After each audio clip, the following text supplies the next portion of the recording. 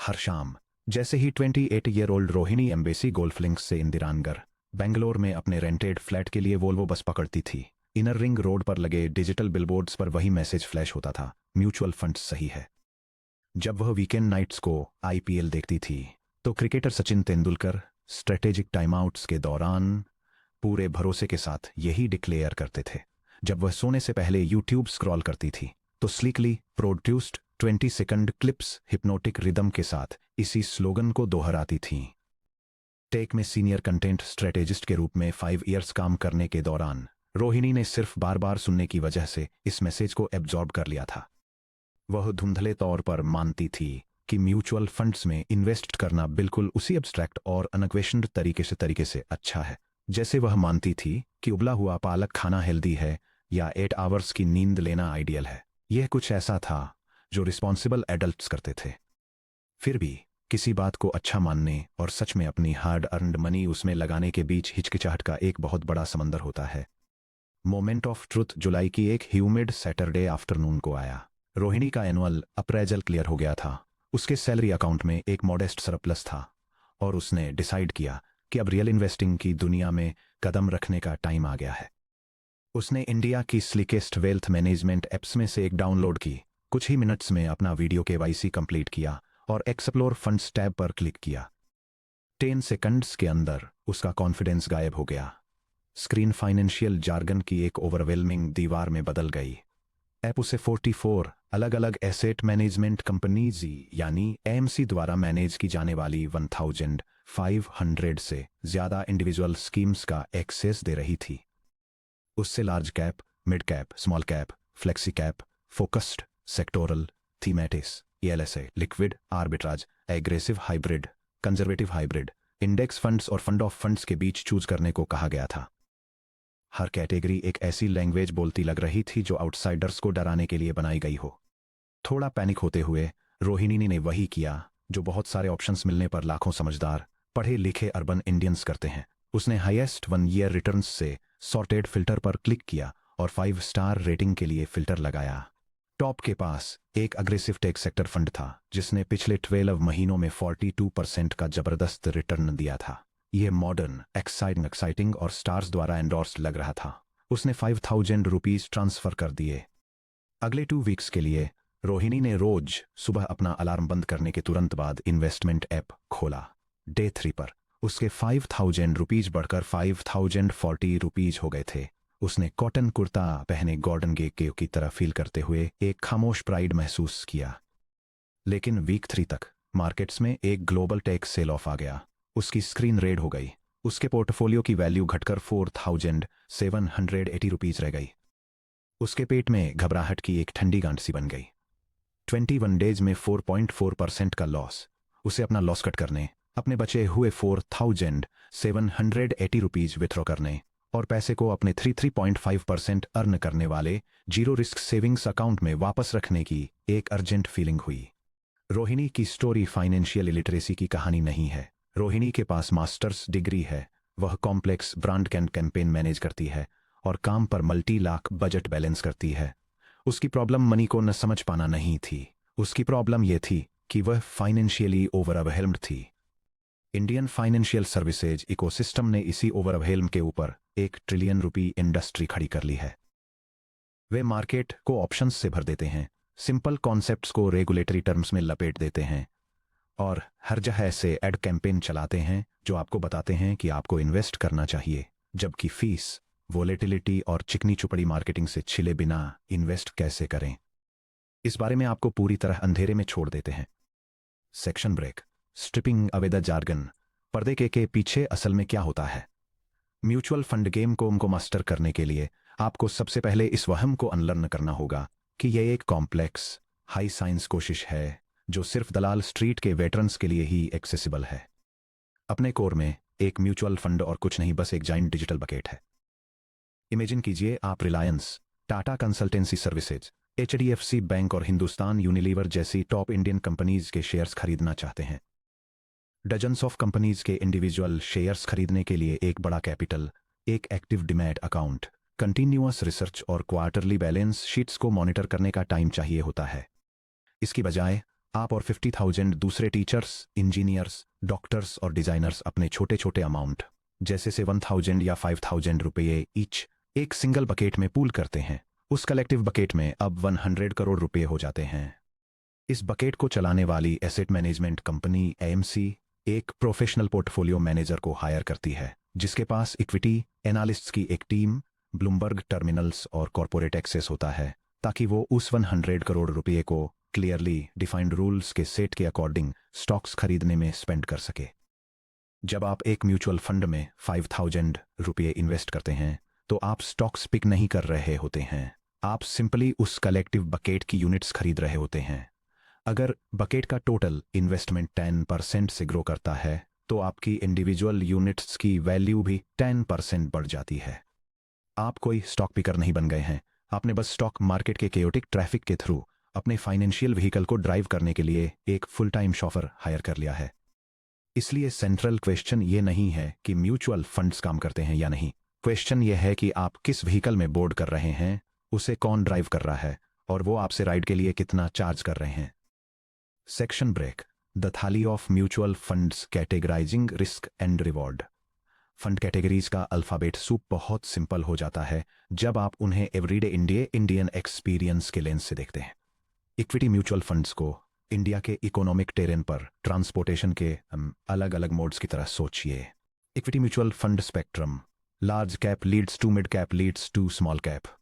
Large cap top 100 giants, volatility low, growth steady. Mid cap 100 first से 250th, volatility medium, growth high. Small cap 250 first और beyond, volatility high, growth explosive. Index fund Nifty 50 Sensex को exactly copy करता है। Zero fund manager stock picking ego, ultra low expense ratio 0.1% से 0.2%। Large cap funds, market की Volvo बसें, SEBI securities and exchange board of India के mandate के मुताबिक large cap funds को अपना कम से कम 80% कैपिटल मार्केट कैपिटलाइजेशन के हिसाब से इंडियन स्टॉक एक्सचेंजेस की टॉप 100 सबसे बड़ी लिस्टेड कंपनियों में इन्वेस्ट करना होता है। ये घर घर में जाने पहचाने टाइटन्स हैं, Reliance industries, TCS, Infosys, Larsen and Toubro, ICICI bank. Large cap fund में इन्वेस्ट करना पुणे मुंबई एक्सप्रेसवे पर वोल्वो बस में राइड करने जैसा है। यह कोई लैंड स्पीड रिकॉर्ड तोड़ने ने नहीं जा रही है, लेकिन यह हैवी है, स्टेबल है। किसी अचानक आए तूफान में पलटने का चांस बहुत ही कम है और बिना किसी परेशानी के आपको कंफर्टेबली आपकी डेस्टिनेशन तक पहुंचा देगी। Mid cap funds, express speed boats. Mid cap funds मुख्य रूप से उन कंपनियों में इन्वेस्ट करते हैं जिनकी साइज के हिसाब से रैंकिंग 101 से 250 के बीच है। ये ऐसी एस्टैब्लिश्ड फर्म्स हैं जो अपनी साधारण शुरुआत से काफ़ी आगे बढ़ चुकी हैं, जैसे कि किसी फेमस रीजनल रेस्टोरेंट चेन का नेशनल लेवल पर एक्सपैंड होना या किसी ऑटो कंपोनेंट मैन्युफैक्चरर का पूरे यूरोप में एक्सपोर्ट बढ़ाना। मिड कैप कंपनियों के पास ग्रोथ के लिए काफ़ी बड़ा रनवे होता है। अगर टीसीएस जैसी लार्ज कैप कंपनी अपना रेवेन्यू डबल करना चाहती है तो उसे नए बिजनेस में tens of billions of dollars generate करने होंगे। वहीं एक मिड कैप सॉफ्टवेयर कंपनी को अपनी साइज डबल करने के लिए उसके एक छोटे से हिस्से की ही जरूरत होती है। ये राइड थोड़ी बम्पी होती है, जैसे खुले पानी में चलती कोई एक्सप्रेस स्पीड बोट, लेकिन इसकी पोटेंशियल स्पीड काफ़ी ज़्यादा होती है। Small cap funds, turbocharged auto rickshaw. Small cap funds उन कंपनियों को खरीदते हैं जिनकी रैंकिंग 250 फर्स्ट और उससे नीचे है। ये small enterprise, emerging technology players या नीश मैन्युफैक्चरिंग यूनिट्स होती हैं। स्मॉल कैप में इन्वेस्ट करना किसी प्रॉमिसिंग स्टार्टअप को बैक करने जैसा है। अगर कंपनी सक्सीड होती है तो कुछ ही सालों में आपका इन्वेस्टमेंट 5 या 10 टाइम्स तक मल्टीप्लाई हो सकता है। लेकिन अगर इकोनॉमिक हेडविंड्स आती हैं तो इन छोटे बिजनेसेस के पास टाटा और बिरला जैसी डीप बैलेंस शीट्स नहीं होती। ये बुरी तरह गिर सकते हैं, कभी कभी रिकवर होने में सालों लग जाते हैं या फिर पूरी तरह से बंद ही हो जाते हैं। इसका थ्रिल मानना पड़ेगा, लेकिन मोशन सिकनेस भी उतनी ही पक्की है। Index funds, the unmanned bullet train. एक इंडेक्स फंड इंसानों द्वारा स्टॉक पिक करने के प्रोसेस को पूरी तरह से खत्म कर देता है। किसी हाई प्रोफाइल फंड मैनेजर को यह गेस करने के लिए मल्टी करोड़ सैलरी देने के बजाय कि अगले क्वार्टर में कौन से स्टॉक्स जीतेंगे, एक इंडेक्स फंड सिंपली इस प्रोसेस को ऑटोमेट कर देता है। अगर निफ्टी 50 इंडेक्स में उनकी मार्केट कैपिटलाइजेशन के हिसाब से इंडिया की 50 सबसे बड़ी कंपनियां शामिल हैं तो एक निफ्टी 50 इंडेक्स फंड उन एग्जैक्ट 50 स्टॉक्स को उन्हीं एग्जैक्ट प्रोपोर्शन में खरीदता है। यह स्मार्ट बनने की कोशिश नहीं करता, ये मार्केट क्रैश के दौरान पैनिक नहीं करता और नहीं मार्केट बबल्स के दौरान ग्रीडी होता है। यह सिंपली इंडिया के टॉप कॉरपोरेट इंजन की ग्रोथ को मिरर करता है। द हिडन ड्रैग से भी एड्स क्या छुपाते हैं। जब प्राइम टाइम टेलीविजन पर म्यूचुअल फंड सही है कि एडवर्टाइजमेंट्स आते हैं, तो वे खुशहाल फैमिलीज, शांत रिटायरीज और एम्बिशियस यंग प्रोफेशनल्स को अपने ड्रीम्स पूरे करते हुए दिखाते हैं। वे सिस्टमैटिकली जिस बात को मेंशन करना भूल जाते हैं वह एक माइक्रोस्कोपिक परसेंटेज है जो चुपचाप आपकी लाइफ की सेविंग्स का एक मैसिव चंक खा जाता है, यानी एक्सपेंस रेशियो। हर म्यूचुअल फंड आपके पैसे को मैनेज करने के लिए एक एनुअल फी चार्ज करता है। ये फी आपकी टोटल एसेट वैल्यू के एक एनुअल परसेंटेज के रूप में फंड की नेट एसेट वैल्यू यानी एनएवी से हर एक दिन ऑटोमेटिकली कट जाती है। आपको कभी कोई इनवॉइस नहीं मिलता, आपको कभी कोई बिल नहीं दिखता। यह बैकग्राउंड में शांति से होता है, जैसे किसी अंडरग्राउंड पाइप में एक छोटा सा लीक। इंडिया में एक्टिवली मैनेज्ड इक्विटी फंड्स, जहां एक फंड मैनेजर मार्केट को बीट करने की कोशिश में एक्टिवली स्टॉक्स बाय और सेल करता है, आमतौर पर ईयर 1.5% से 2.25% के बीच एक्सपेंस रेशियो चार्ज करते हैं। दूसरी तरफ पैसिव इंडेक्स फंड्स जो सिंपली किसी इंडेक्स को ऑटोमेटिकली मिरर करते हैं, पर ईयर 0.05% से 0.20% जितना कम चार्ज करते हैं। एक अनट्रेंड आई के लिए 1.8% फीस और 0.1% फीस के बीच का डिफरेंस मामूली जेब खर्च जैसा लगता है। ये ऐसा लगता है जैसे बहस हो रही हो कि एक कप चाय 10 रुपीज की है या 12 रुपीज की। लेकिन जैसा कि चैप्टर 3 सेक्शन 3.2 में बताया गया है, कंपाउंडिंग एक डबल एज्ड स्वॉर्ड है। ठीक वैसे ही जैसे कंपाउंडिंग रिटर्न्स वक्त के साथ वेल्थ को एक्सपोनेंशियली बिल्ड करते हैं, कंपाउंडिंग फीस वक्त के साथ वेल्थ को एक्सपोनेंशियली डिस्ट्रॉय करती है। चलिए 25 ईयर के इन्वेस्टमेंट होराइजन पर मैथमेटिकल रियलिटी को देखते हैं। मान लीजिए आप हर महीने एक सिस्टमैटिक इन्वेस्टमेंट प्लान एसआईपी के जरिए 10,000 रुपीज 25 ईयर्स के लिए इन्वेस्ट करते हैं। मान लीजिए कि underlying Indian equity market 12% per year की एवरेज रेट से ग्रो करता है। The destructive impact of fees 10,000 rupees per month SIP 25 years के लिए 8-12% market growth. Option A passive index fund, expense ratio 0.1%, net annual return 11.9%, total capital invested 30 lakh rupees, final corpus accumulated 1.60 crore rupees. Option be active mutual fund, expense ratio 1.8%, net annual return 10.2%, total capital invested 30 lakh rupees, final corpus accumulated 1.24 crore rupees. The cost of active management, wealth lost to fees 36 lakhs rupees, 36 lakhs, percentage of potential wealth surrendered approximately 22.5%। उन numbers को दोबारा पढ़िए। 0.1% charge करने वाले index fund के बजाय 1.8% charge करने वाले एक्टिव फंड को चुनकर आपने सिर्फ मैनेजमेंट सर्विस के लिए एक छोटी फीस नहीं दी, आपने अपनी अल्टीमेट रिटायरमेंट वेल्थ का 36 lakh rupees fund and house को सौंप दिया। वह कोई सर्विस फीस नहीं है, वह एक टियर 2 इंडियन सिटी में पूरे एक अपार्टमेंट की प्राइस है। अब एक एक्टिव फंड मैनेजर ये आर्गुमेंट दे सकता है कि हाँ, मैं 1.8% चार्ज करता हूं, लेकिन मैं सुपीरियर परफॉर्मेंस देता हूं जो मेरी फीस को आसानी से कवर कर लेती है। यह एक कंपेलिंग पिच है, बस इसमें वन प्रॉब्लम है। डेटा दिखाता है कि लॉन्ग टर्म में यह बात पूरी तरह से अनट्रू है।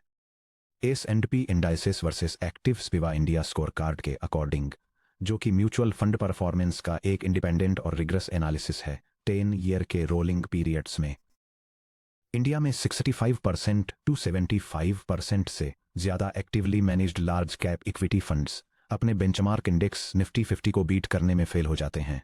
15 ईयर के पीरियड्स में यह फेलियर रेट और भी ऊपर चला जाता है। आप इफेक्टिवली एक ऐसे फाइनेंशियल ड्राइवर के लिए प्रीमियम प्राइस पे कर रहे हैं जो 4 में से 3 टाइम्स ऑटोमेटेड बुलेट ट्रेन के पीछे ही पहुंचता है। SIP versus lump sum discipline को ऑटोमेट करने की साइकोलॉजी। जब रोहिणी ने वीक 3 में अपने पोर्टफोलियो में 4% की डरावनी गिरावट देखी तो उनका इमीडिएट इंस्टिंक्ट इमोशनल था, कट करो, भागो और छुप जाओ। ये रिएक्शन इंसानों के पैसे को हैंडल करने के तरीके में मौजूद फंडामेंटल फ्लॉ को हाईलाइट करता है। हम इस तरह वायर्ड हैं कि जब चीजें यूफोरिक महसूस होती हैं, यानी मार्केट पीक्स पर, तब हम बाय करते हैं, और जब चीजें टेरिफाइंग लगती हैं यानी मार्केट बॉटम्स पर, तब सेल करते हैं। इसीलिए सिस्टमैटिक इन्वेस्टमेंट प्लान यानी एसआईपी एक मैथमेटिकल इनोवेशन कम और एक साइकोलॉजिकल मास्टर स्ट्रोक ज्यादा है।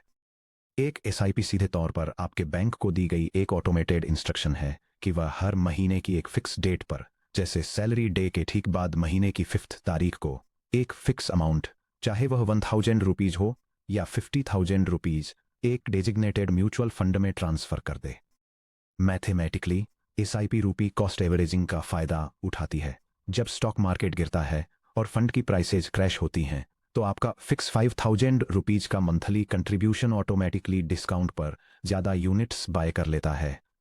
जब मार्केट नए हाइक्स को हिट करता है और फंड की प्राइसेज स्काई रॉकेट होती हैं, तो आपका 5000 रुपीज हायर प्राइस पर कम यूनिट्स खरीदता है। आपको फाइनेंशियल न्यूज पढ़ने, कैंडलस्टिक चार्ट्स एनालाइज करने या टेलीविजन पर मार्केट गुरुज से कंसल्ट करने की कोई जरूरत नहीं है। यह मैकेनिज्म ऑटोमेटिकली आपको मार्केट पैनिक के दौरान एग्रेसिवली बाय करने और मार्केट मेनिया के दौरान कॉशली बाय करने के लिए फोर्स करता है। कविता को याद कीजिए, जिनसे हम चैप्टर 2 सेक्शन 2.5 में मिले थे। 2010 में चेन्नई में एक मिडिल स्कूल टीचर के रूप में काम करते हुए और मंथली 28,000 रुपीज अर्न करते हुए कविता ने एक basic broad market equity fund में 3,000 रुपीज की ऑटोमेटेड एसआईपी सेटअप की थी।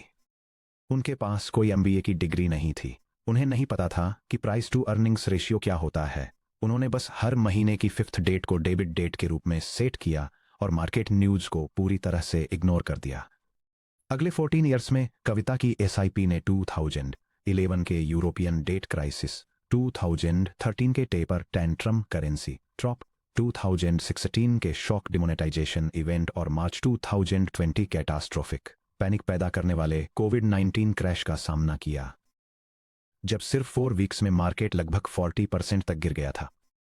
मार्च 2020 के उस क्रैश के दौरान, जब एक्सपीरियंस्ड मार्केट ट्रेडर्स डर के मारे सेल कर रहे थे, तब कविता की ऑटोमेटेड एसआईपी ने मार्च 5 और अप्रैल 5 को चुपचाप एग्जीक्यूट होकर हिस्टोरिक बार्गेन प्राइसेस पर यूनिट्स बाय की। उसने ऐसा अपनी किसी बहादुरी की वजह से नहीं किया, बल्कि इसलिए किया क्योंकि उसने अपने डिसिप्लिन को ऑटोमेट कर दिया था और एक ऐसा सिस्टम बनाया था जिसने उसके इमोशंस को बाईपास कर दिया। 2024 तक कविता का सिर्फ 3,000 रुपीज का मंथली इन्वेस्टमेंट, जो उसकी जेब से लगा टोटल 5.24 लाख रुपीज था, कंपाउंड होकर 18.5 लाख रुपीज से ज्यादा की वैल्यू वाले पोर्टफोलियो में बदल चुका था। वह इसलिए नहीं जीती क्योंकि उसने इस प्लेनेट पर सिंगल बेस्ट फंड चुना था। वह इसलिए जीती क्योंकि उसने एक सेंसिबल फंड चुना, अपने इन्वेस्टमेंट्स को ऑटोमेट किया और जब पटरियां कांपी तब भी ट्रेन से उतरने से इनकार कर दिया। Section break, the uncluttered blueprint, modern Indian के लिए एक स्टार्टर पोर्टफोलियो। अगर आप भी रोहिणी की तरह 1500 ऑप्शंस से परेशान हैं, फाइनेंशियल जार्गन से थक चुके हैं और एक ऐसी ऑप्टिमल स्ट्रेटजी चाहते हैं जिसमें पर ईयर 20 मिनट्स से भी कम का मेंटेनेंस लगे, तो आपको किसी महंगे एडवाइजर द्वारा मैनेज किए जाने वाले कॉम्प्लिकेटेड मल्टी लेयर्ड पोर्टफोलियो की जरूरत नहीं है। आप एक clean low cost 2 fund starter portfolio के साथ कॉर्पोरेट इंडिया की लगभग 80% ग्रोथ को कैप्चर कर सकते हैं। The 2 fund index portfolio, fund 1 Nifty 50 index fund, 50% से 70%। Category direct plan passive index.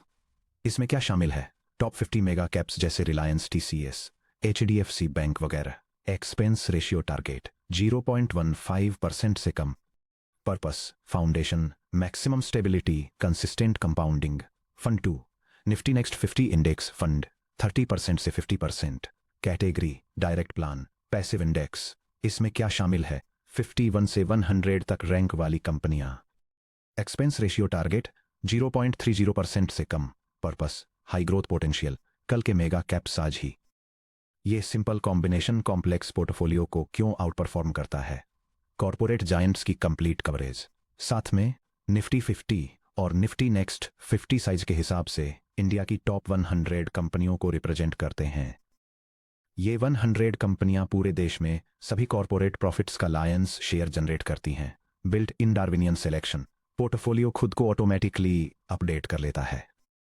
अगर निफ्टी 50 की कोई कंपनी फिल्टर करती है और उसकी मार्केट वैल्यू घट जाती है, तो वह इंडेक्स से बाहर हो जाती है और निफ्टी नेक्स्ट 50 के किसी राइजिंग स्टार से रिप्लेस हो जाती है। अगर कोई छोटी कंपनी बहुत बड़ी हो जाती है तो वह टॉप 100 में एंटर कर जाती है। आप ये प्रेडिक्ट किए बिना कि विनर्स कौन होंगे। इंडियन इकोनॉमी के विनर्स ओन करते हैं अल्ट्रा लो कॉस्ट स्ट्रक्चर। इस पोर्टफोलियो का वेटेड एवरेज एक्सपेंस रेशियो लगभग 0.15% से 0.20% है। आपका पैसा जो रिटर्न जनरेट करता है, आप उसके हर एक रुपये का लगभग 99.8% अपने पास रखते हैं। जीरो ह्यूमन बायस।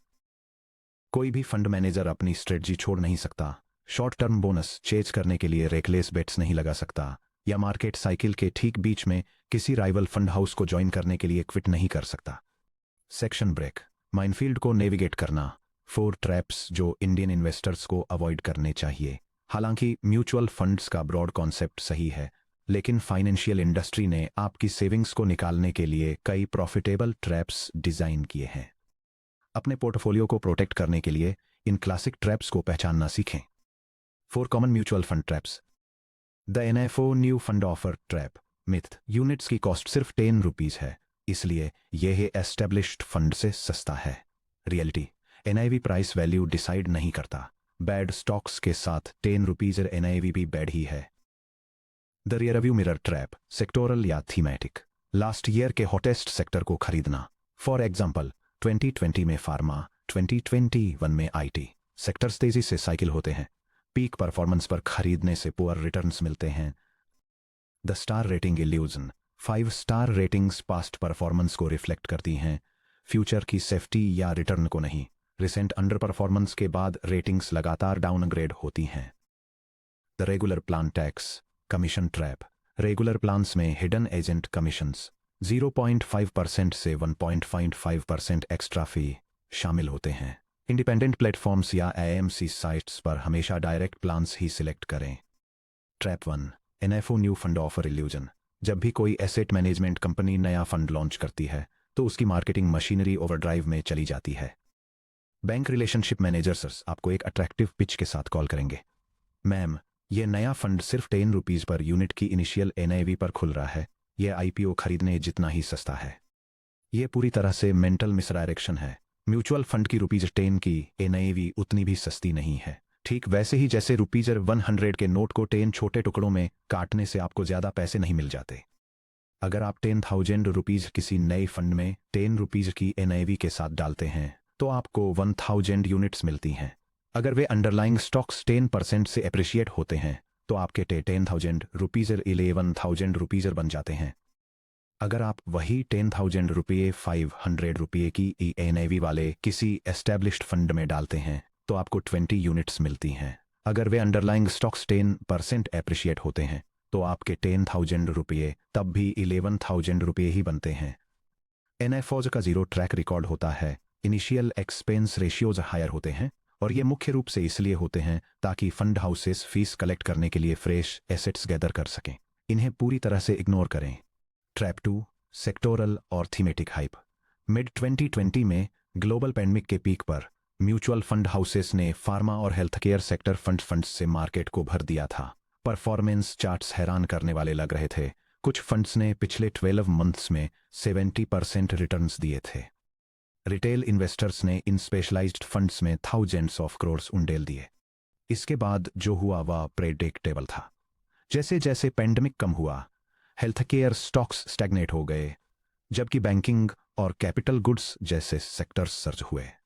जिन इन्वेस्टर्स ने टॉप पर फार्मा फंड्स खरीदे थे उन्होंने अगले 3 ईयर्स अपने इन्वेस्टमेंट्स को फ्लैट या नेगेटिव रिटर्न्स देते हुए देखा। सेक्टोरल फंड्स आपको 2 near impossible market timing calls लेने पर मजबूर करते हैं। रैली स्टार्ट होने से पहले कब एंटर करना है और बबल बर्स्ट होने से पहले कब एग्जिट करना है। सस्टेनेबल वेल्थ बनाने का एक जनरल रूल है, सिंगल इंडस्ट्री पर फोकस्ड फंड कभी मत खरीदें।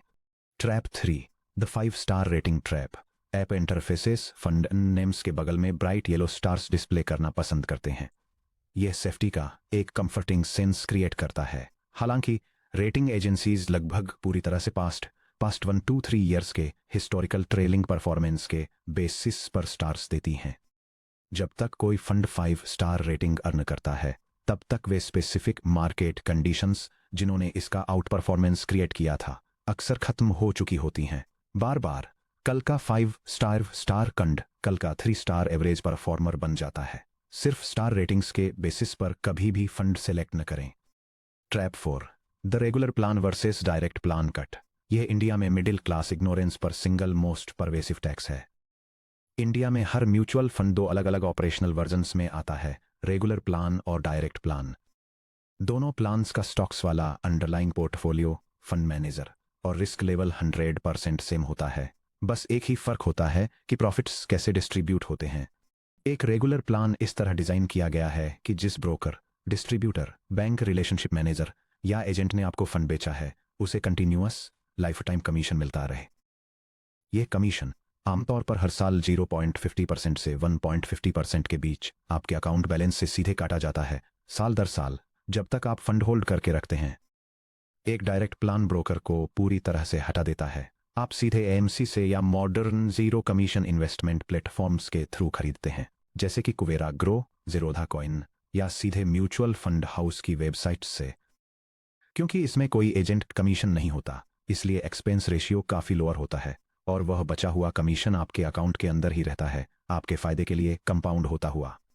Regular plan versus direct plan, same fund, same manager, different wealth outcome. Regular plan bank relationship manager, traditional brokers, agents के थ्रू बेचा जाता है।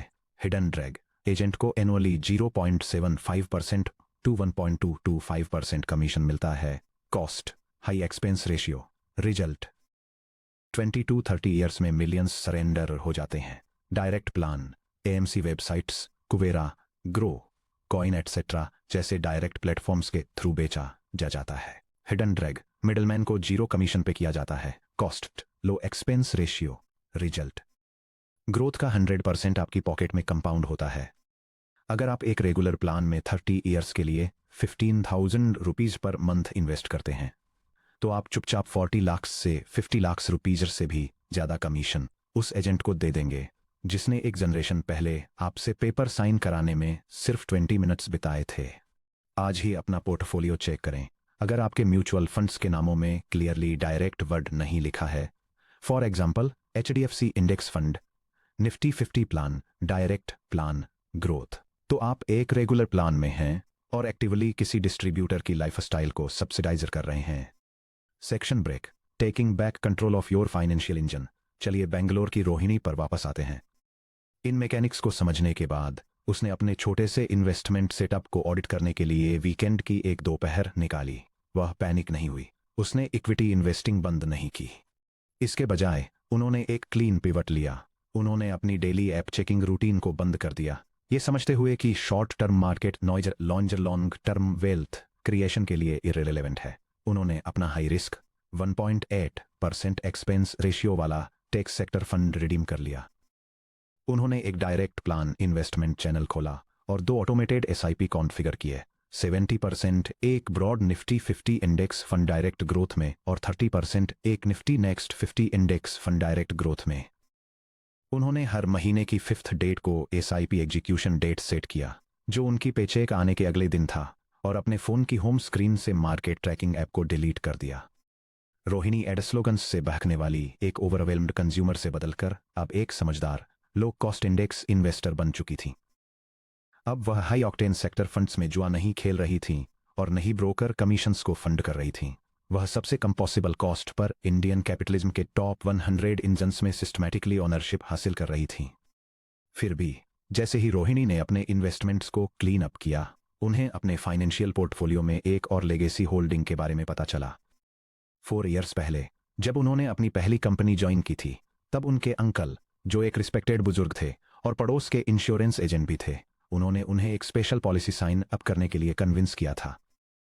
बेटा, यह सेक्शन 80C के अंडर आपका टैक्स बचाता है, उन्होंने प्यार से उन्हें अश्योर किया था, और यह आपकी लाइफ को प्रोटेक्ट करने के साथ साथ एक गारंटीड कॉर्पस भी बिल्ड करता है। मिलियंस ऑफ सैलरीड इंडियंस की तरह रोहिणी ने भी हर मार्च में इस बंडल स्कीम में 50,000 रुपीज ड्यूटीफुली ट्रांसफर करते हुए कई साल बिताए थे, ये मानते हुए कि वह फाइनेंशियली स्मार्ट काम कर रही हैं। उन्हें जल्द ही ये पता चलने वाला था कि जिस तरह म्यूचुअल फंड एडवर्टाइजिंग फी स्ट्रक्चर्स को छुपाती है, उसी तरह Indian tax saving landscape middle class के लिए बनाए गए सबसे ज्यादा डिस्ट्रक्टिव फाइनेंशियल ट्रैप्स में से एक को छुपाता है, लाइफ इंश्योरेंस और इन्वेस्टमेंट्स की ये टॉक्सिक मैरिज।